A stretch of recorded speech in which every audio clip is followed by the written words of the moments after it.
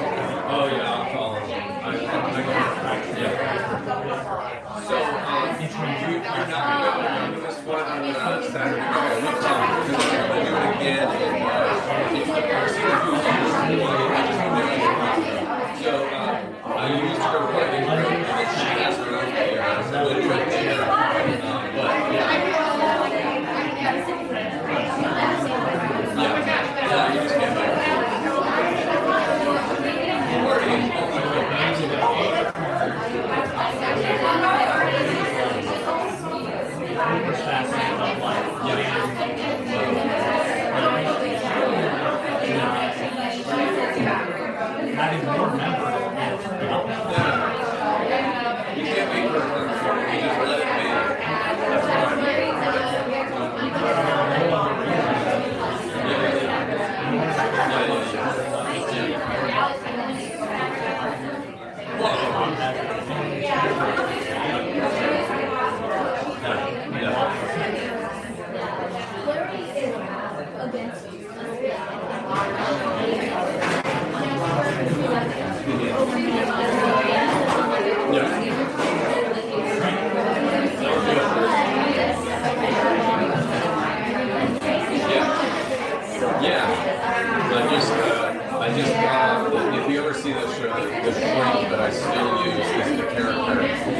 90% it's not our business.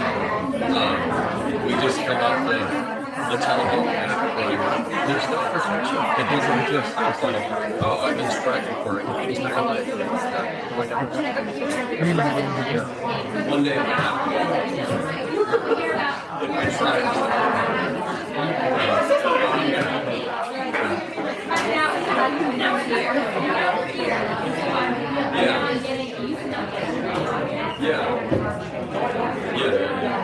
Would you like planning to? I don't.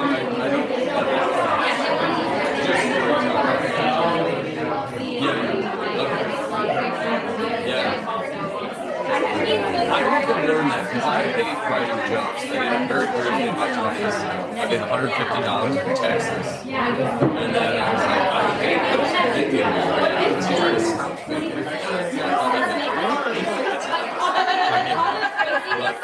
Like telling you funny shit. Doesn't matter who's where.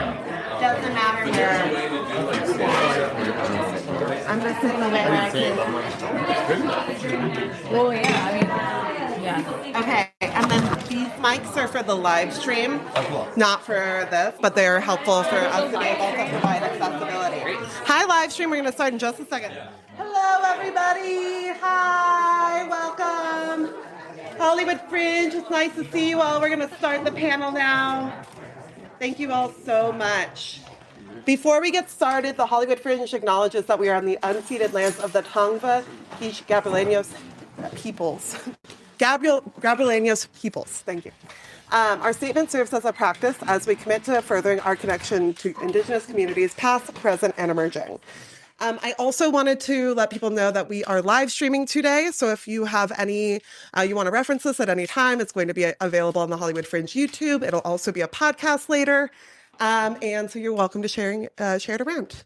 I'm going to jump in quickly. It's only an hour. There will be time for questions, so do not worry. But we're going to cover a lot of things at once. And the whole point of today is demystification. It's not, this is the pathway for you. It's about these are the pathways that these fine folks have taken and being able to kind of see what little pieces from each you can take to build your own. Before we get started, I just want to know what your name, your pronouns, and your affiliation with Fringe is, and or Dropout. And I'm going to start first. I'm Ellen. I'm one of the co-executive directors of Fringe. Lois is somewhere else. My pronouns are she, they. And as a visual description, which is another thing, sorry, I forgot to mention. We do visual descriptions for people who are watching here who might be blind or low vision and want to have some reference for who's talking. I'm a white woman. I have brown bangs. I'm wearing an all brown ensemble, and we're sitting in front of a lit up Hollywood Fringe stage that has some pretty pictures on it. All right, I'm going to pass it over to you, David. Could you do it first? Yes. I'm David Kearns. I'm the Chief Operating Officer and Executive Producer at Dropout. And he, him, and what else? Just a visual description. Oh, yeah. I'm a white man with dark brown hair, wearing a off pinkish Henley and black jeans. And then what your experience with Fringe? I'm a Fringe lover and appreciator. I actually was in Fringe, Hollywood Fringe, 10 years ago. Wow. You never know. It's going to happen. I love that. Yeah, and there we go. And I went to, lover and appreciator. Here you go. Hi, my name is Courtney Peroso, she, her. I am wearing pinkish t-shirt, and I'm a white woman and black jeans. I'm gorgeous. And my experience with Fringe is I did Edinburgh Fringe, and I was fortunate enough to have one of my shows produced as a special for Dropout TV. So, yeah. Hello, my name is Chris Grace. He, him pronouns. I have done Hollywood Fringe twice. I'm also on the Access Advisory Board for Hollywood Fringe. I have my show I did at Edinburgh Fringe and also did as a special on Dropout. I also write for Game Changer and Make Some Noise. I am a Chinese American man wearing a sort of light blue shirt. I'm in my 50s, but look like I'm in my 40s. I could go for, if 25, I could audition for 25. Yeah. So just picture all that. I think that makes sense. I once auditioned for the live action Mulan for a part that was 18 years old. Sick. And when I went in the room, the casting director just started laughing. You miss all the shots you didn't take, you know? You got to try. Well, it's so lovely. I know you very well, and I'm so excited to get to know you too. But how tired are you? I just really I think that what has been such a conversation for all of us is it has been a very brutal 5 years for us here in Los Angeles in the performing arts scene. How is that kind of for you guys? Is that kind of in the same realm? I know that you've been in the performing arts and film and TV are both in that same kind of phase. I have the mic, so I feel obligated to begin. I have a 16-month-old son, so I'm a little tired all the time from that. But I also kind of dipped out of worrying about some stuff for a while to worry about that. So I don't know if that's a good or a bad answer, but I don't know. Things are always changing, so I try not to get too disheartened by things that I can't control in terms of the business and the industry. I mean, you guys are all artists. We're all artists. You got to just keep doing your stuff and try to let go of things that you can't control. Yeah. So. I don't feel that tired. I sometimes feel sort of overwhelmed by a lot of the things I think I'm supposed to be doing at any point. I'm doing a workshop for Edinburgh Fringe this year, and I'm doing some cities in the UK on my way up to Scotland. And the booker over there is like, the ticket sales are really light. And I'm like, hey, can we start? And in my mind, every day that goes by, I'm like, I should put up some kind of cool video that sparks people's interest. And then I put my head down on a pillow, and then it's the next day. But I feel a little overwhelmed sometimes about as a solo performer or stand-up, how we have to become full freelance entrepreneurs, small business owners. We have to book our own things, do our own logistics, and I don't know. Increasingly, it feels like we have to wear every single hat at once. And that there's other people that are better at doing editing your videos and stuff like that. But one, you don't necessarily want to delegate, and two, it's expensive. Yeah, sometimes delegating can cost as much time as maybe paying somebody to do it. Getting them to have your vision can sometimes be that time cost that you don't have, even if you do have the budget. Yeah. I'm also tired in that I have a 3-week-old. It's crazy. So I'm on paternity leave right now and a 3-year-old, but I'm very happy because it's people but I'd say, that was really an interesting way to put it, Chris, because I also see from my perspective at Dropout kind of just how the industry is going. It seems to be very much the case that as an independent artist and creator doing your own work, you need to be your own brand. And you need to be a small business manager, as you said, logistics and everything else.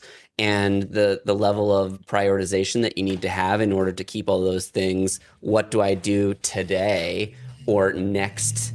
It can be overwhelming because there are so many things and so many potential pathways that could be fruitful or completely not, depending on somebody else's advice. And I mean, for the past 5 years at Dropout, we've had amazing success. And I think that that's a little bit of good fortune and good timing and good luck, and a little bit of just how the industry is going overall, this massive consolidation, that there are places like Dropout being one, but there are many other independent digital, whatever that means anymore, independent creators that are flourishing and have great opportunities, whether it's something as big little as Dropout or something like Smosh or individual creators that are just becoming more and more popular on YouTube, TikTok, whatever it is, that are pushing people to your show, to your brand, whatever, before you kind of can leverage that for financial prosperity. So it's an interesting time. Yeah, and sorry to surprise you with that question. I think it's just so good for us all to realize that it is a climb, a constant climb. And I think that a lot of the times artists will come and they'll be like, oh, I'm really burned out. And I'm like, well, maybe you need to take a break. and come back in a little bit, and building that sustainability into your career, because it is at any level. I don't know anybody who's not just kind of clawing their way through. And so bringing that like transparency into the conversation makes it so much easier for you to ask like the tough questions. And my first question is, how do you know when something you have has legs? Like, how do you know that it's like ready to develop into something larger? If you have this little idea and you've played it once or twice, or maybe you've done a little run at Fringe, how do you know, I should keep doing this one? I wonder if you do know that. I think I've learned to trust my own instincts more, because there were both of the shows that I did at Hollywood Fringe that I took to Edinburgh. It was hard for me to describe. Unfortunately, I have a thing where if I'm describing a project of mine, people don't really see it until I do the whole project. Like, I can describe it and pitch it and stuff and say, well, I think it's going to be like this or whatever. And they'll be like, okay, I don't know, it sounds weird or whatever. And then I write and do the whole show. And then they're like, oh, I knew this was going to be good the whole time. So I don't know. Last year in Edinburgh, I did a different show every day of the month. Wow. Which was the best time I've ever had at Edinburgh. It was very stressful. But I did, out of the 27 shows, I thought I would come out of it being like, oh, this was the one people really respond. I should do this one. And what I found actually more was I had 27 ideas that were all like pretty good. And I don't know if any one of them I'd want to do for, a long time. So I don't know. It was more about how I felt doing it than like, oh, I got a standing ovation because of this one I did. I'm going to do that one. Totally. But it's hard to, because sometimes you tell people like, trust your instincts. And then they'll be like, yeah, that's also when they do a show and you give them notes and they ignore all your notes. And you're like, this show still sucks 3 years later. Yeah. And they're like, I really trusted myself. And you're like, maybe you shouldn't have. I don't know. Yeah. I don't know how to find the difference between those two. It's really hard because you need feedback and confidence. And it's like, those are two opposite like things to really, taking feedback is hard. And figuring out what feedback actually matters is hard. I will say, when you do your shows, one thing I've noticed about my own shows is, so in my show, the Scarlett Johansson show that became a Dropout presents thing, I still did that live until mid last year. And there's still about there's two 3-minute parts in that show that I'm like, this still isn't as good as I want it to be. And when I do it live, I come up to that section and I'm like, it's that section again. And I think I still haven't figured out how to do this part, right? And then I just did a run of my other show called Sardines in New York, like last month. And that show, I don't have any of those blank spots. So one thing to think about is when you're actually doing the show, how you have some chunks you're just like, all right, this is connective tissue to the next part. I just have to, but it's not that fun or that interesting. Like, that is something to listen to your internal, like, I'm not looking forward to showing an audience this part of the show. I don't know. Yeah. Yeah, I think that's so true what you said about those parts where you're like, I should have fixed that. Like, I still have a couple parts in both of my shows where I'm like, I should write a better joke. And I've been doing it for so many years. So don't be like that. But also, I think, you have to listen to yourself. Are you still having fun doing it? If it's torture and you feel like you're up against a wall, maybe this isn't it, it's your life. Like, you should be having fun and enjoying it. Like, it shouldn't be like, I'm gonna force this down people's throats if you don't even like doing it. Like, so follow your pleasure in that way. And not to say like if you failed or you've made something that you don't feel good about, doesn't mean that you can't take that information and go make something better and different. You have to throw shit against the wall. It's so important. So your failures are all gifts. If you made a show where you're like, I actually don't ever want to do that ever again. Like, it's not a failure. It's good information. And I'm sure you learned something.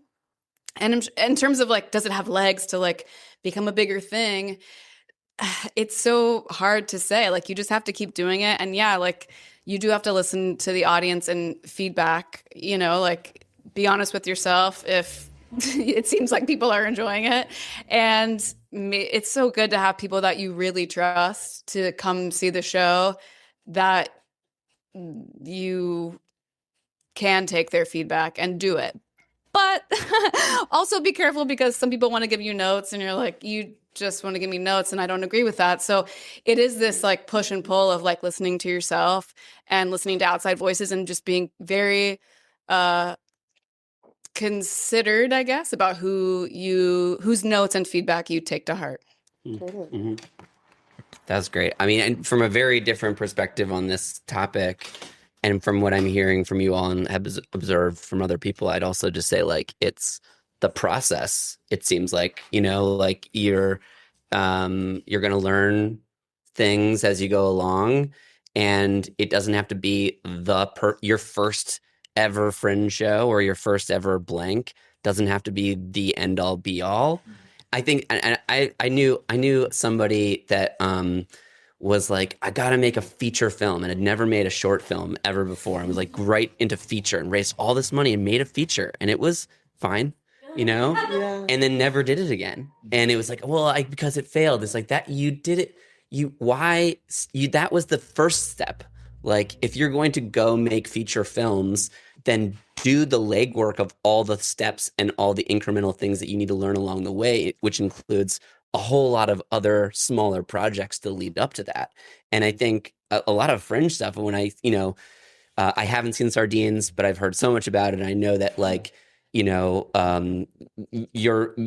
neither of your Dropout specials were your first ever short one-person shows. Was it, Chris? It was, right? Oh, damn it.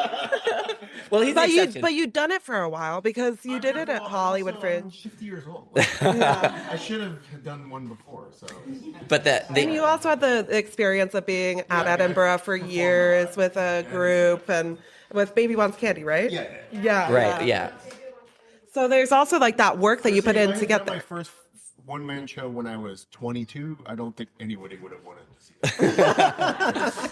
But it's a process, you know, and I think I'm, again, outsider kind of perspective on this specifically. Like I would just say, treat it like the process that it is, and have your but go. Once you're decided, once you have a date and you have a show, commit to it fully, but don't expect that thing is going to lead to Baby Reindeer, right? Yeah. Edinburgh Fringe always tells us, they're like, everybody wants to be this, but Baby Reindeer, these people, they knew them for 10 years. You know, like they knew them for so long before they got this level of acclaim. It's funny, it used to be everyone wanted to be Fleabag. Yeah. But she had the same. Yeah. I mean, there's so many places that she went that are the same as the Hollywood Fringe touring places. Also, she's independently wealthy. She's like descended from like landed gentry or something like that. So she had the time to like work on her one-person show. I wanted to highlight something though, which is that the idea of it being a climb, which is like, I think if you described like any of our levels of achievement with the shows or whatever, everybody would be like, many people would be like, oh, I'd love to even have a special on Dropout or whatever. And I still feel like at least for me, I don't feel that settled in terms of like having the Dropout special was great and it's opened a lot of doors, but it doesn't, I don't know. It doesn't feel like, oh, okay, I'm good now. Like, it's just cruising now. Like, I just make a show, I put it up, or whatever. Like, that's my perception of Mike Birbiglia, right? And I bet Mike Birbiglia feels the same way, that he's constantly struggling. And so, in the sense that it's a climb, I think the visceral feeling of it doesn't feel that different than 5-10 years ago in a way. Yeah. The external success is more easily legible, I think, but I don't know. I've never gotten to a feeling where it felt just like now it's easy. Yeah. Unfortunately, I'm sorry. It's good to know. It's good to know because you don't feel crazy. How do you translate a show made for the stage and live audiences into something digital? And how do you make sure it doesn't lose its theatrical magic that makes you feel like you're sitting in the room with the performer? I'm curious how Vanessa did. Well, oh God. My special, Vanessa 5000, was like a live show that became a special. And I think just because it was visual and the concept was sort of, it's about a sex robot. And so, you can see a picture of that and be like, oh, I know what that's about, or like, I'm gonna watch that. You know, it just lended itself maybe to become a special in that way. Like, I will say my first show, I've been doing it since 2019. It's called Gutter Plum, which is a made-up word that makes no sense. And still couldn't really describe the show in a log line to you, and don't really want to, because I'm like, yeah, it's supposed to be mysterious or whatever, you know? So the first thing I made was like not really pitchable, sellable, or anything. But yeah, I mean, we had a Dropout, had a great team. So that's what helped me turn Vanessa into a special. And it just happened to be something that translated fairly well, I think. I mean, I'm really proud of it. I don't, you know, I'm not. So I think it translated well to being filmed, and it was just the nature of what I'd already made. I wasn't thinking about it. In terms of like, if you want to take what you're working on now and like make a series or make something else with it, I don't have any tangible advice to give you except for that just experiment. Like, maybe you don't know, like throw something up and see if it takes off. You know, you probably all have different kinds of shows, and maybe they're characters, or I don't know. Any clowns in here? All right. Okay. All right. There's a lot at the festival, though. There's like 40 this year. There's a clown takeover. Yeah. So I don't know if that's good advice. Like, I think you just have to try stuff and not be so precious about it working or not working. And you'll see if you lose the magic, or maybe it gets even more magical. You don't know what's gonna happen. For the Scarlet show that we done Dropout, I specifically wanted it to be for the home viewer. So I remember when Sam offered the idea of working on the special, and I remember, I think he said, like, we can't offer you as much money as like a Netflix would be. Not like Netflix was knocking on the door. I'd be like, yeah, I'll consider these options. But I remember thinking, it doesn't matter if somebody else wants me to do it with them, because at Dropout, it was pretty much just like, if Sam and David want to do it, we're going to do it. And it didn't have to go up. I don't think it had to go up any other approvals, right?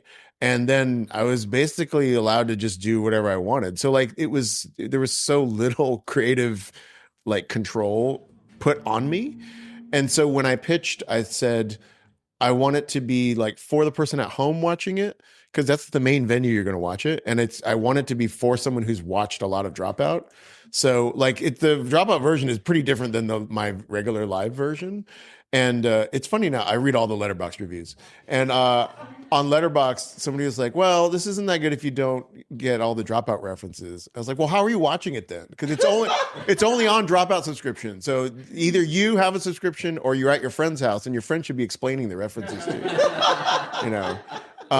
So that is, but for I just filmed the new show in New York, and that's a harder show to like translate to what the home. So that one is sort of it's a record of a live performance in a way. But I do think you should think about, when you put it to digital, you have an opportunity to shape so many external factors about how it exists, that you should think about what is special about your piece, how should it live, and also what are some things that the medium or presentation that you want to do can do that like you can't do in live theater. So there's things in the Dropout version that just they could not exist live, right? There's some things in my live version of Scarlet that we can't do on Dropout, or were difficult to do. So like there was in the live version, there's like layering of like audio in a way, and it's sort of like not clear in the space you're in what's happening or who is owning the space. And that's much harder to translate in a very literal form like TV,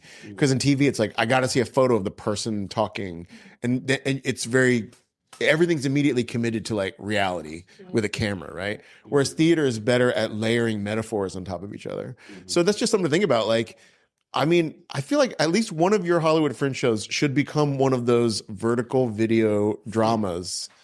You know what I'm talking about? Which this fall I want to make some, because I love those so much. The one I saw was it's called Stop, That Homeless Man is Actually a War Hero. And it's a 60-part vertical video drama. I bet one of your, like, it's like a burgeoning industry here in Hollywood. It really is. It's become a very popular way that a lot of people have been able to pitch themselves independently as well, because you're literally engaging people 60 times versus once. Yeah.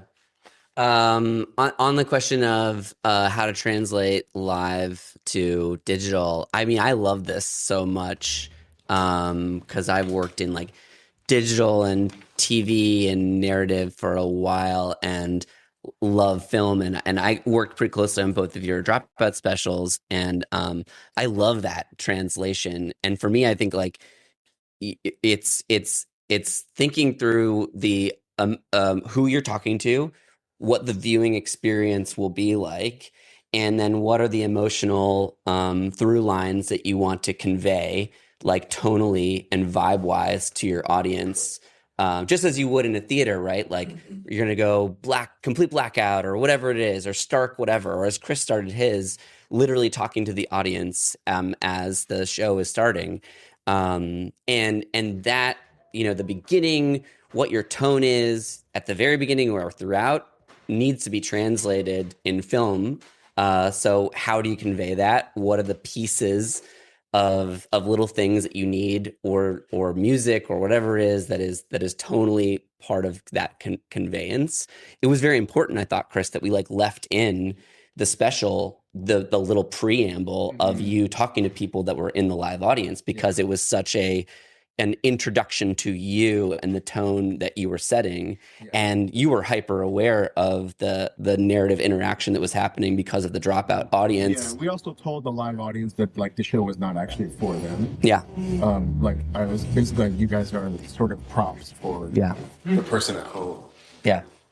And Courtney's, I think that the beginning too was very important. And I think it was cleaner. It was like for anything, it's like the live audience, the laughter is a very important element to understanding that this is a live performance. So conveying that with wide shots where you see people's heads or whatever the thing is, that you can hear people, that you feel that you're part of an audience that is experiencing that thing live, was an important element, I thought, throughout. But like, it's a big, bold, stark beginning, right? And so we had to make sure that that was conveyed in the version that we saw. So like, the full screen, like this is what this looks like at the sex convention as it's being rolled out, you know, very symmetrical, very stark, right? Like it had a big, bold beginning because that's how the show was, so that you could play in the clown experience because you had a very set, clear understanding of what your world was. So just understanding what your conveyance is, and then like, how would you do it in theater? Okay, how would you do it with cameras and shots? And it might not be just what's in the room, and it might actually be little pieces of things that you might need to add on to convey that same emotional resonance, especially at the beginning. I think beginnings are so important. Let's talk about branding. Fringe has a dedicated community. Dropout has a very loyal audience and following. How can independent producers kind of create that own like brand of audience and kind of get somebody to know, oh, this show's for me, or this performer is? That's David. So wait, can you like what is it that turns like a casual viewer into like a super fan into your brand? Like what happens? Is it accidental? Is it? I don't know, man. Yeah. I mean, if nothing else, I think that there's a degree that has worked and continues to work for Dropout that we're aware of, which is authenticity and consistency. Yeah. If nothing else, you know, like, you know, Sam is, I mean, there's veneers and there's versions of people that you play up in certain scenarios for humor, but like Sam is that guy, and he actually loves nothing more than to like play pranks on people and like have weird, fun with people. Not weird, creepy. I mean, like, creepy was a wrong word, but like, you know, doing Game Changer as a show is also 100% of Sam's personality, I would say, and he loves it so much. And like, we're if nothing else, we're brutally consistent with just, and we have the ability to do so because we're a growing company now and have people that are on a social media team, etc. But like, just hitting people with, we're going to do this, we're going to do a show, we're going to do a character, we're going to do whatever.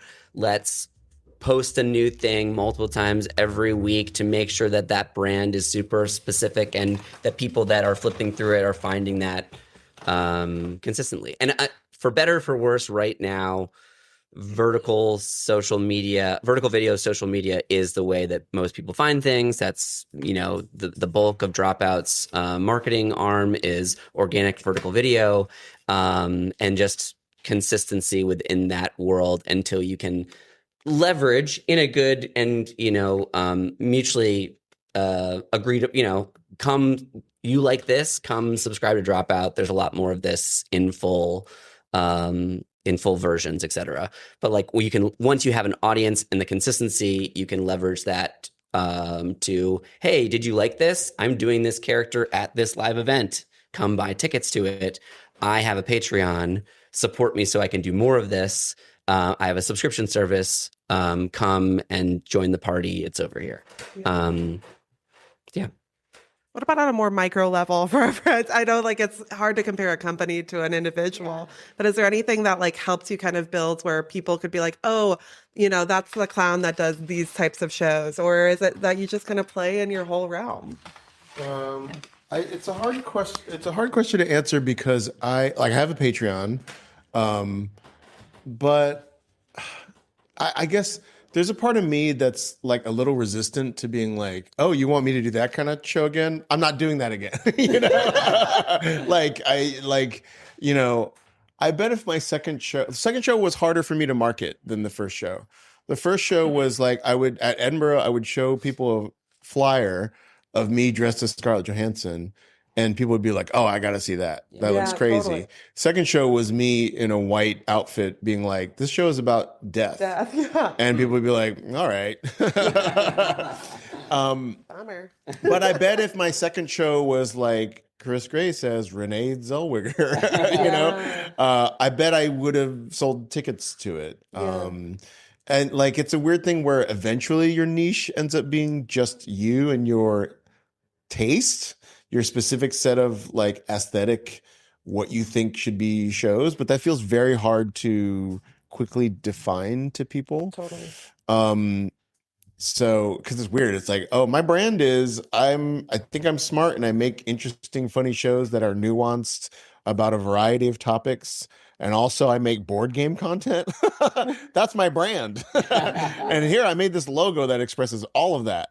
I don't know. It's hard to, I think sometimes artists have I have this feeling that the branding discussion feels constricting a little bit. And in a way that's not even necessarily realistic. I mean, it's when I was in theater school and people would be like, you should do a lot of comedies. And I'd be like, I'm not going to do comedies. I can do comedies and dramas. Meanwhile, I had no jobs whatsoever.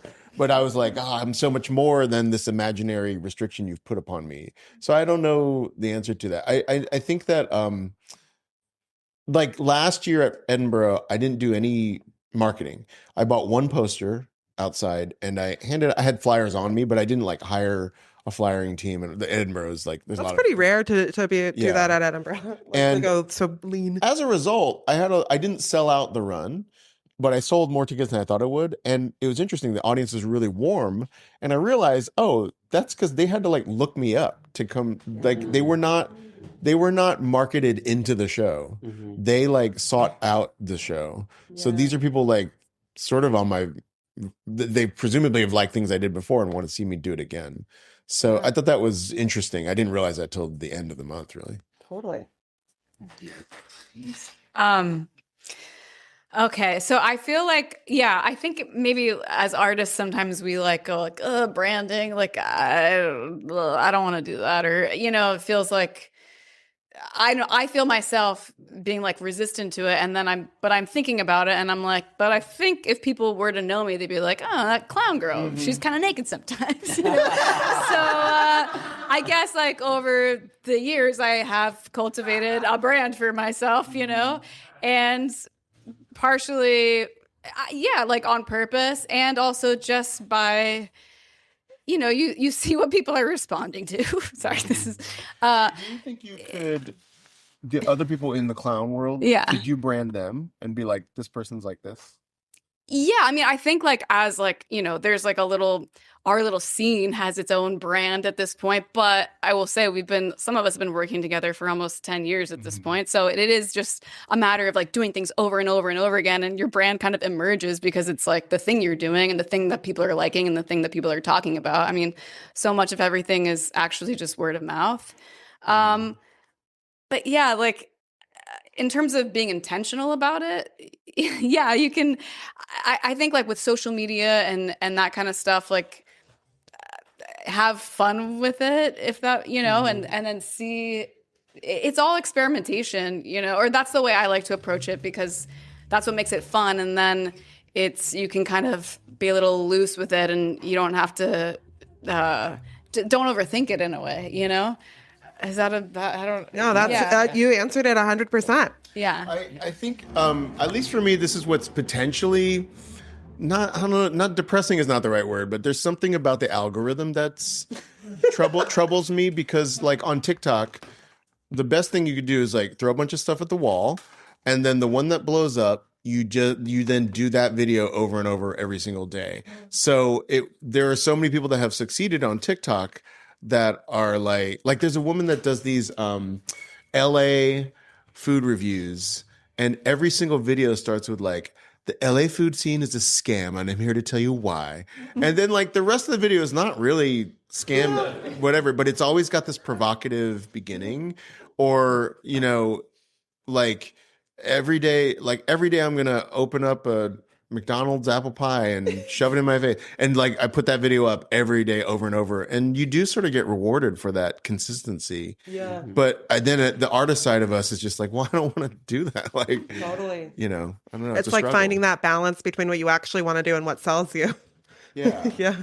And I that's why I'm worried about the algorithms sort of pushing our artist souls into these like buckets that are easily sold. Just to piggyback on that, I think, you know, I'm not like some social media whiz. I don't enjoy it in that way, but you know, I think if you're worried about like going viral and you know, it has this many views, it doesn't necessarily matter as much as the specific people that happen to see and respond to it. Like you don't have to have a huge following and have so many views to have a page or have stuff that if someone that you admired saw it, you would be happy for them to see it and that they would understand something about you, you know? So it doesn't have to be about going huge or even doing stuff every day. Like some people are great at that and some people are like very prolific. I'm not. I will never be. And I understood that about myself. So I try to do like high quality stuff every once in a while so that if somebody happened to see it, I would like that they saw it. Yeah.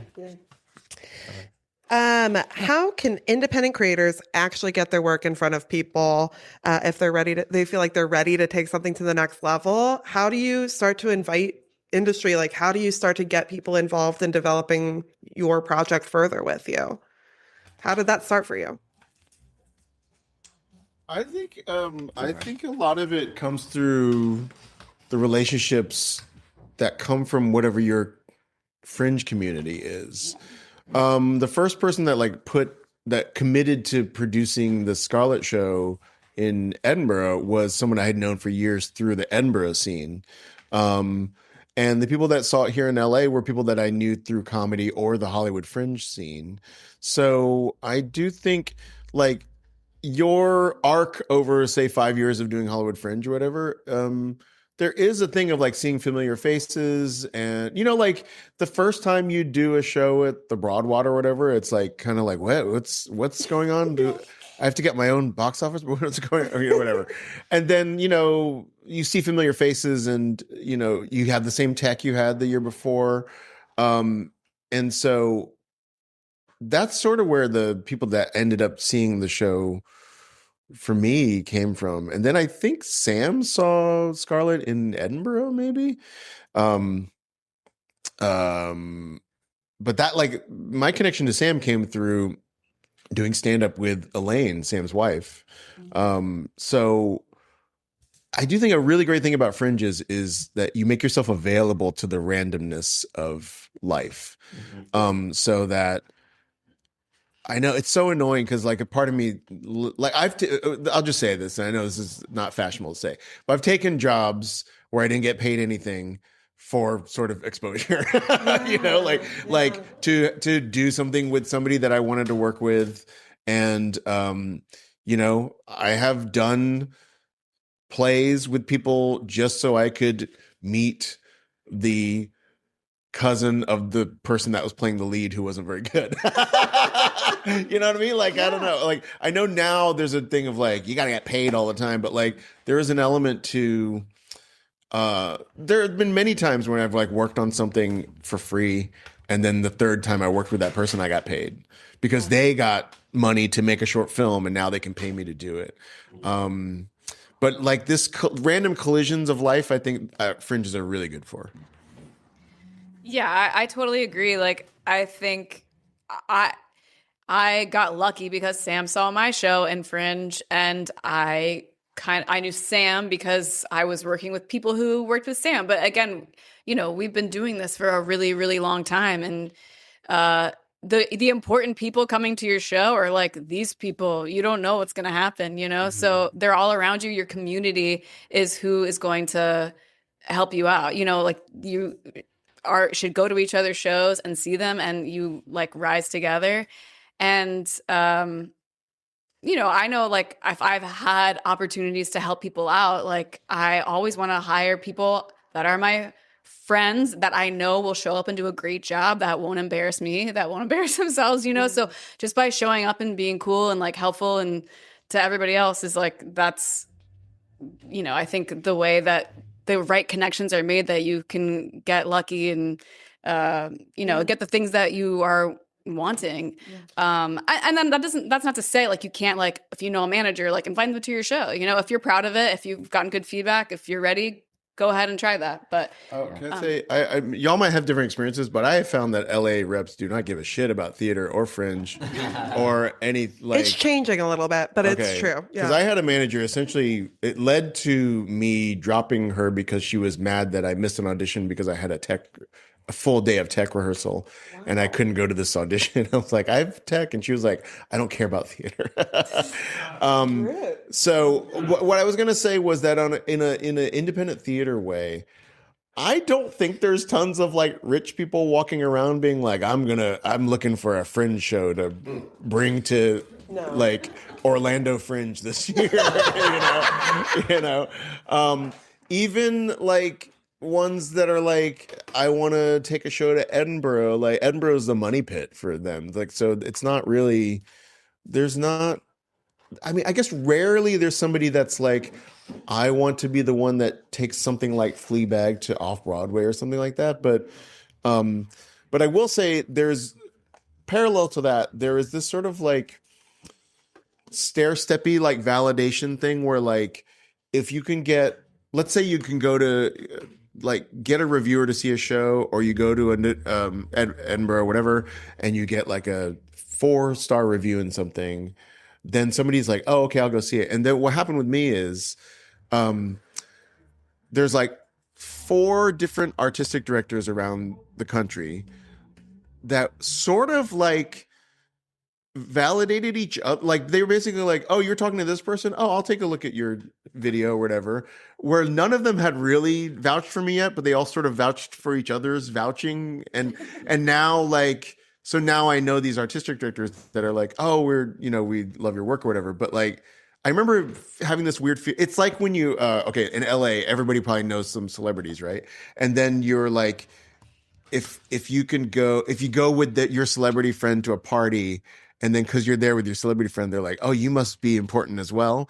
Like the sort of like social validation that happens in the theater world with artistic directors as well. Because I mean, it's probably a practical thing because they can't watch every single thing that they're presented with, right? So they're taking a bit of like, so now that I've done a show at the Huntington Theater in Boston, if I send my video of my next show to like Portland Center Stage, they're gonna be like, oh, okay, he was at Honey. They'll look at the thing and be like, he was at another in a cover your ass way.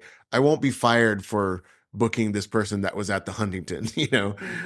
So it happens in any job, but like that happens in theater too. Yeah. I want to name that it's 5:20. Is it okay if we stay till 5:45? Does anybody need to leave? Okay, great. And if you need to leave in the audience, we're going to switch into questions in 5 minutes. But I want to ask David, you the flip. What about how have you found work? How do you find new creators? What does it look like from the company side? And is there anything that these creators kind of have their ducks in a row? What are these ducks? Like, is it a social following? Is it a concept? Is it a little bit of all of it? It's a great question, and I think that there's kind of like two different worlds here a little bit, which is like independent shows, specifically Fringe being the best, both, you know, Hollywood Fringe and Edinburgh Fringe being the creme de la creme of just independent creators telling amazing stories of various kinds, and then your own commercial acting success route in and of itself. And I think that they can be connected, and they absolutely mostly cannot be, right? For most people's experiences. The thing that and I won't speak for Sam, but well, I will speak for Sam. I know that he loves Edinburgh and Fringe specifically, and things like this, like Hollywood Fringe, more than anything else in the world, because individual artists and creators are practicing their art and are exuding all types of their philosophical and emotional experiences about the world in independent and original ways. Hard stop, right? Like, that's why it's fun. And then, is that always going to be commercially successful? Hard to say, right? What we, being able to do specials, Dropout Presents specials on Dropout has been incredibly wonderful for Dropout, for Sam and I and everybody involved. And it's still like the long-term growth and success of having a huge amount of independent creators and its own, burgeoning business model, the people that just specifically want that to be seen, whether that's going to be the next big thing.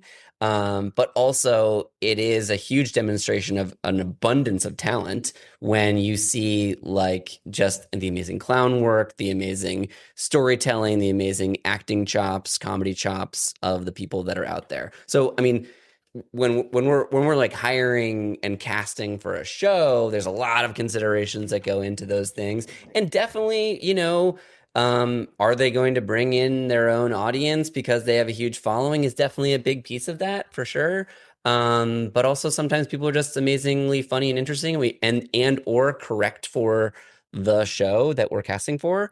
And as I said, it's like these two worlds can be connected, but ultimately don't need to be, right? And it's like what I've heard you both say, which is absolutely true, of like your shows, plural, were beloved by Sam and many, many other people because they were amazing shows and impressive and funny and heartfelt and everything else that garnered more and more enthusiasm from live audiences in Edinburgh, elsewhere, etc., regardless of anything else. And that word of mouth, right? That grows in and of itself as far as the show is actually concerned. And then, hey, do you want to take this character, this setting, and turn it into a television show? Okay, different project, right? It's a project on top of that project. And there's only been a couple of examples of really like the Fleabag and the Baby Reindeer, right? Where that's been a one-to-one.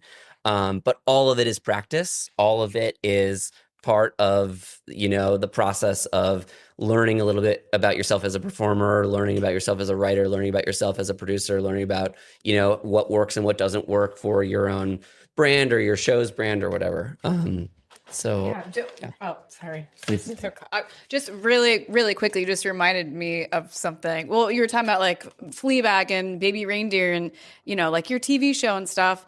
And I don't believe that either of them had like their pitch for their show ready to go.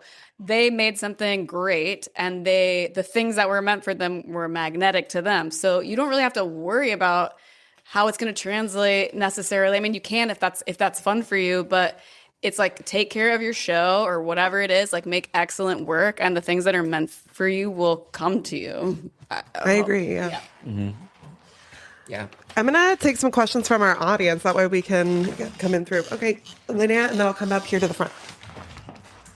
Hi, And say your name, your show, and then ask your question. my name is Linnea Pramel. My show was The Trick and the Pearl.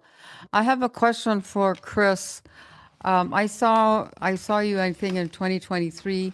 How do you find, where do you start your search looking for venues for, say, the Edinburgh? For Edinburgh, I'm a little privileged because I've done stuff with Assembly for like 12 years with Baby Wants Candy. So I chose to sort of be loyal to them and go to them first. This is live streamed, huh? Okay. I'll just say that like in the last year or two, I have thought about like maybe I should go somewhere else because I've had a few experiences like last year at the end of the month. I had a run-in with a security guard at the Assembly Beer Gardens that was very like sort of race coded in a way that I didn't appreciate. Where they didn't, I happened to be wearing my husband's Assembly badge instead of mine, and he like snatched it off my neck, and I was just like, I've been in this beer garden for 12 years in a row. Like I don't have any like leeway or anything. So I guess we'll send this clip to them. So I highly recommend if you're thinking about Edinburgh to go to the festival before you produce there. I know it's expensive, but I think it's cheaper than going and picking a venue blind where you go and like, well, this seems to work out, and you get there and they're like, oh, they have no storage for my props, and it's next to a bar with a live band with sound bleed. It is, if you haven't been to Scotland, it is incomprehensible. None of us could describe what Edinburgh Fringe is like to you. So it doesn't matter how much I told you about this venue versus that venue. You really need to scout it, I think. Yeah. And if you want to do a one-to-one with Hollywood Fringe staff, we do one-to-ones after the festival about touring in general. But we also can give you advice about Edinburgh Fringe and connect you to the Edinburgh Fringe Society as well. Yeah. Hi, everyone. My name's Troy, he, him. I don't have a show. My friends have shows. I just wanted to say first off, I'm a huge fan of Dropout. Like, really annoying about Dropout. Like, I make my friends and family watch Dropout. That's not the only reason why I'm here, I promise. It's just one of them. But I wanted to ask, a lot of, like, you guys wear a whole lot of hats. I know Chris especially, like, in the behind the scenes videos, they talk about you writing and like producing and also kind of being in things. Courtney, like your show as well. I was wondering, how did you really get your foot in the door to prove, hey, I can do all of these things? And also, how do you manage wearing so many hats? Like, because you obviously have like your personal lives. I'll go first, but I'll just say that in the last 3 or 4 years, I have become way more direct about like just emailing people being like, hey, I would like to do this. For example, season 2 of Parlor Room came around, and I was talking to like Demi and other people, and they were like, oh yeah, I'm going in for Parlor Room. And I play games with Becca all the time, who hosts Parlor Room. And I was like, hey, can I be in this season's Parlor Room? And she's like, oh yeah, why don't you come in for this one? And it was like, and it was not a, like, I think sometimes we'll be like, if I didn't miss that email, season 2 Parlor Room would have come out, and I'd be like, oh, they must have hated me in season 1. And like, I make people say no to me more often now. Instead of, I think this is an Asian thing of like, I'm going to be so good that they just notice me and they ask me to do it without me saying anything. And I shouldn't have to promote myself at all. And I just think in America, that doesn't fly. I think I need to be more like that as well. I don't know if that answers your question. I mean, Are you asking about wearing as many hats, like when you're making your show? Like you have to do the marketing or the producing or is that necessary? Or what did you? Oh, that also like in general, I think. Oh, I meant that, but also I guess in general, just because I feel like people have this preconceived notion that theater people don't do much, but then everyone who's in theater knows we're doing so much all the time. So I guess I just meant in general, yeah. I mean, you just have to do it, right? Like you get your date and you're like, crap, I need a costume. I need a prop. I got to try this. I got to get another prop. And you are just doing it. And I personally am not very tech savvy, but I figure it out, and you ask for help when you need it. And it does make you to be kind of a one-man band. Like there's so many advantages to it too, because then you don't have to bother anybody else or have someone else do it wrong. Sometimes you do it wrong, but then it's on you. I mean, I think you just do it and learn as you go. And yeah, it can be really stressful sometimes. And then, I'm thinking about Natalie Palamides, who's a friend of mine, who's she's done 3 amazing solo shows. And the first 2, she was touring with her little suitcase. And, her third show has so many props and so many gags that, but she's at the level now to where she can have some help, Not that she always loves the way somebody else does it, because she does it best, and it's true. But, she has producers now, so you can sort of, expand, but it all starts from having your little suitcase and doing it all yourself, So. Yeah. How do you feel about people saying, I want to do this? Or... I think it's great. I love, and a couple of different answers to this great question. From my perspective as inside Dropout, we're making so many decisions on any given day. And some people think that Sam himself makes all of the decisions, which is not the case. And then we'll feel personally affronted if it was I wasn't in this season to make some noise. It's I didn't even cast it, man. There's producers and directors and a whole other bunch of people that are doing all that work. If Sam was, or if Sam and I were making all the decisions at the company, there would be enough time in the day. Could I list Dropout shows and you tell me why I wasn't a cast? yeah. But when you hear directly from somebody for a variety of different roles, right? For a PA gig or to be in a show, or I am really excited and enthusiastic about this and helping out in this endeavor. I want to grow and learn about this, and I want to be part of this thing. Put me in, coach. It's so easy to say yes. And then sometimes you'll say no. And the no doesn't have to be the end all be all of it. It'll never be no. It's just oh, we already have PAs this time, but great to know. Most of those times when we've gotten, a casting thing, as Chris is saying, or even just I would love to be a camera person, PA sort of thing, as long as you're, appropriately have qualified, that's an easy, enthusiasm is fantastic. Dave and I both worked on crowd control. Yeah. And so for crowd control, there's a long process of figuring out what comics are in. Yeah. And I think there's many times where either they are speaking enthusiastic, they really want to be on it, which makes a big difference. Yeah, totally. And there's another thing that happens sometimes where oh yeah, we've worked with them before. They didn't seem like they loved it that much, or but we've had a lot of especially comics that saw season 1 that were I really want to that did break ties, I think. No, not at all. Yeah. So enthusiasm is great, and and don't be dismayed by a no. Oftentimes no's are just for now. I would encourage that. And to what you were saying, Courtney, just wearing a bunch of hats, because professionally, there's something that motivates you, having to pay a staff salary, et cetera. Running a company is the thing that has always been okay, well, we have to keep this thing going. It is happening,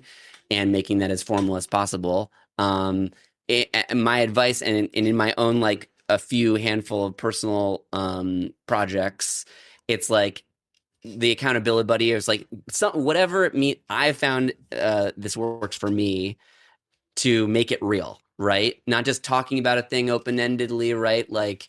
I'm going to meet with my writing partner every week this is the date. If we don't make it, like, we fucked up, we're going to do it again. Or, don't go out and, spend $300,000 on like a whatever, but having the accountability of making that a real thing and finding enthusiastic people that are great to work with in order to realize that shared vision. I have found great success in that with manifesting an idea into reality. I totally agree with that. George, you can come on in if you want. But we at Hollywood Fringe, when Lois and I first started and we weren't full time, it was like we were just like really believing in this thing. And we're like, oh, before we go have this like annual or like this weekly office hours, we're just going to work together that whole day before. And at the time I was working at another like festival that was like, I would work like 60 hours a week and I would still all day on Wednesday come and be like, Wednesday is my Fringe day. And it just took that for 10 years to get here, to be here where we're doing it. And I think that that is like also a little bit of the truth in Los Angeles is that like if you stick around long enough, like they can't ignore you because you've been sustained for so long. And eventually press will be like, well, I guess if they're still doing it 10 years later, 16 years later, it must mean something to someone, even if it doesn't mean something to them. Questions? Yes. And I'll get you after that. Hi, I'm Lanny Harms. I'm doing Reservoir Dogs, a solo one-woman show about the women of Quentin Tarantino's movies. And I am very interested that like you guys have families, and I just have a question for any of you guys. If you have any advice for any of those of us who are interested in doing Edinburgh Fringe one day, but don't have a stockpile of cash, and also are interested in building a family, and how do you continue down this path of artistry while going through different seasons of life? And you're not just like a young, rich 20-something. Yeah. I don't know. I mean, I don't know. Do you want to start? Yeah, let me take a stab. I'll take a stab at it. I mean, the last time I was at Edinburgh Fringe, I was not married and I didn't have a baby. I really wanted both of those things so bad. But that was not my season, and so I did put a lot of money and work into the show, and it was a goal. I made it happen. And then those other things that I wanted fell into place. And now it is much harder to do things, I will say that this is just a little, I did put a lot of money producing my Vanessa 5000 show, but with like the Dropout special and the paid family leave I got from having like a nice quarter, I was able to pay back my debt. So, so it was one of those like magical things. So I was like, oh, amazing, but it's all risk.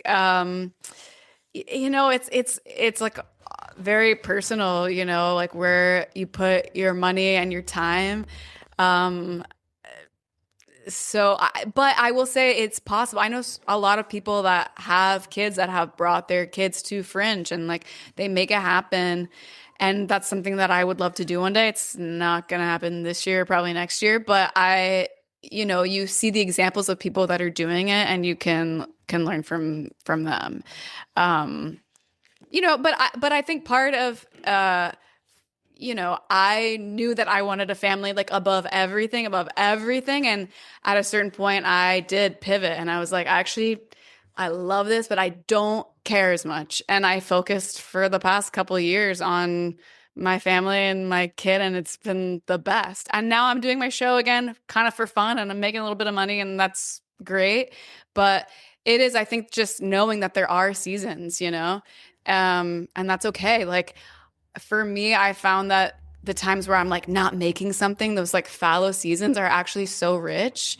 And that's important. Like I have never had this like linear drive, like, and the more trust you have that those times where you don't feel productive, oh, actually that was so productive, like not in the way that you would think, but I was wrestling with something that became important later. Like, just knowing that that's okay and you don't know how it's all going to work out. Did that answer your question a little bit? Yeah. Okay. I don't have kids. I have a garage full of board games. It's about the same amount of money. Actually, a question for David is, do you have perspective? Because David is married to a person that is so capable of children plus parallel business track, maybe more than anybody I've ever seen. Yeah. Well, yeah. My wife Becca Scott is the host of Parlor Room on Dropout, and she runs her own YouTube channel, Good Time Society. And she's on maternity leave right now for her own small but independent company. I think that both of us have been fortunate in timing and other things to like have had stable company positions at the time when we were having kids. You know, it's I would say, I mean, we've been fortunate in that timing, but there was and always will be sacrifice and prioritization of, like, as you said so well, like seasons, like what comes now, what's important right now. And I think like we were both full blown in our professional careers, and got lucky timing wise around COVID, because Becca was the only person that was able to be making independent stuff online, stuck in our house around COVID, and so was able to make a business around that. And that's right around when Dropout was taking off for me. But we were like, you know, working, you know, 12-hour days for a few years to make that happen, and kind of sacrificed some things that we had to reconcile with our relationship before we could think about having kids. But it came in seasons. And I think that all things are possible, but it's like what comes now, and just being brutally honest with yourself about what the costs are, both financially and your own time and resources and energy, as to what you can give within a certain period of time. You know, I've done a couple independent projects of my own, and it's like, you know, a short film, I was like, I'm going to spend this amount of money. Like I'm never going to get that back. This is a passion project that I'm doing with my very close friend for this specific reason. And it's like, we're not, you know, it's like a bougie vacation, or I'm going to make this passion project, or make the passion project. Right. Like, and I need to get that done before we have a kid, because then it's never going to happen, or it won't happen for 3 years. Right. Or something, when we can manage that whole thing. But I think just, you know, phases and seasons and priority. Our last question here. Hi, I'm TJ. My show is called Dating Advice for Useless Queers, or DeFuck. My question is, how do you suggest, or do you have any pro tips for crafting the perfect follow-up? This is my first Fringe, and I've been really grateful to receive so much great feedback from people I really admire. And so if I am not in a place where I can assert myself and say, hey, I would like to do this with you and for you, because we just don't have the rapport yet, is there a perfect email to reach out and say, hi, I would really love to keep getting your feedback and collaboration or production that doesn't feel like harassment? I mean, I kind of think it should be like 1 degree back from harassment. You know, through some of the Dropout people, I was introduced to an email program that I'll give you my affiliate code. No, it's this email program that, like, you can do a thing that says, like, remind me about this in 3 days. And I'll do that a lot of times with people. Like, I'll say, like, I'm going to email them again in 7 days. And I'm sure there's a lot of different ways to do this kind of thing. I don't think there's a perfect message, because it's different for different people. There are some people that, like, I'm pretty casual with my follow-ups. And there are some people that's too casual for. And then sometimes you craft a really, like, hello, sir, I met you at the whatever. And they're like, what are you doing? Just, like, text me or whatever. I do think that, from the perspective of you being the person reaching out, I think we over magnify how important the tone and all that stuff is. The person receiving it a lot of times is just like, if they gloss over it and don't respond to you, to them it's like nothing. It's just like an annoying email in their inbox they don't get back to. From your perspective, you're like, I poured my heart and soul into this project, and they said they were gonna watch my video, and I checked the stats on the YouTube unlisted video, and no one's watched it yet. And meanwhile, that person is just like got an inbox full of other things going on. So I think I'm saying that so that you can release yourself from, it's got to be the perfect email. I think sometimes this is just a quantity over quality thing of just like okay, let's say they hate you and they don't want to respond to you, right? Then you sending 3 emails over 6 weeks won't annoy them anymore, you know? Yeah. Like, you're not going to get blacklisted in Hollywood for like there's no way you could be the most persistent annoying person in Los Angeles. As somebody who gets these emails, I disagree. You can do too much. And I think it's about, like you said, 7 days is very appropriate. Yeah. If it's 8 hours later, I'm like, the fuck?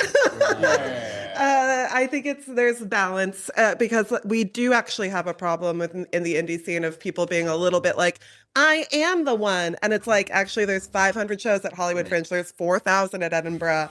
There is some level where you need to make sure that person, they might not be reaching back out to you because it might not be their time. And you want to make sure that when it is the time, they're not like, wow, that person was really, really overly persistent and aggressive. I think the fact that you asked this question means you're not that person. Yeah, that's true. I'm Filipino if that says anything. Yeah, exactly. Offer them a trip to Jollibee. I'll go.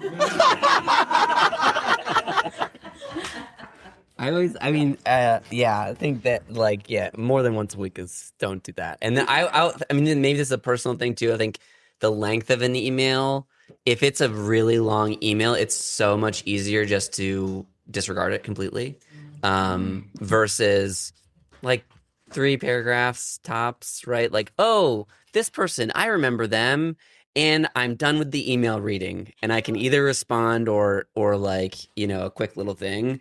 A paragraph is like, it's so much easier for me to disregard, but I think a follow-up is great. And I think, but making it easy to like fun, enthusiastic, here's a link where you can find my thing that I do. And this is why I want to do the thing. Oh, cool. I'll click on a link. Sick. Yeah. But if it's 3 attachments after, a life story, then I'm like, and I don't have time for this. As soon as I see that they don't understand what Hollywood Fringe is in the first 3 sentences, it's very overwhelming. And so I think it's also about like knowing who your audience is. Like, we'll go to an international festival and be scouting for a very specific international thing. They'll be like, you could program everything. And I'm like, we don't. And it's literally where you found my email, right under it. It says what I do, And I think that doing that little bit of research and telling them why you matter to them and why you fit within their actual programming. So for instance, if I was pitching at a Dropout, I'd be like, my show most reflects X that I really enjoy from your platform. And I think it's really interesting. Or if like finding those touch points where that person sees you as a person who's done the work. Yeah, absolutely. It makes it so much easier for somebody to want to read and respond to your email than if you send them your press release. Yeah, absolutely. Personalized, totally. I remember getting, this is back when we were College Humor, but we got like some very eager PA or something like that, or intern, called us Funny or Die in the email. And it's like, have you even, or even said, my favorite College Humor video is this one that's a Funny or Die one. It's like, you obviously haven't done. Landlord. Yeah, it's the landlord. Yeah. And it's like, come on, man. And I think that, but it's so important because then it like, that person messed up and I bet you they won't again, Yeah, totally. And it doesn't mean that person sucks. It just means that they were overwhelmed and they weren't able to do it at that moment. Totally. But I guess they didn't get through. My point though is that if you got an email from that person now, you wouldn't be like, oh, this is the person that confused us for Funny or Die. No. Just be like, I just disregard. Yeah. But following up is good. But I won't always reply. But again, like a no reply doesn't mean I don't like you or you're anything. It's just like, oh, maybe there's just too many emails in the inbox. Yeah. And you can always follow up again, not in the same week. Thank you all so much. And thank you to our amazing panelists.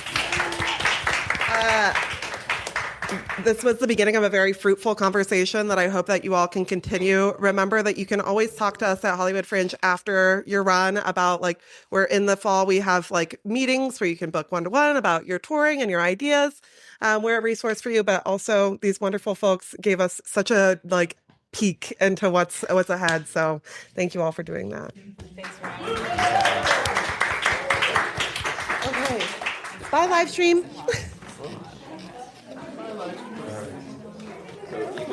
That's fun. That's fun.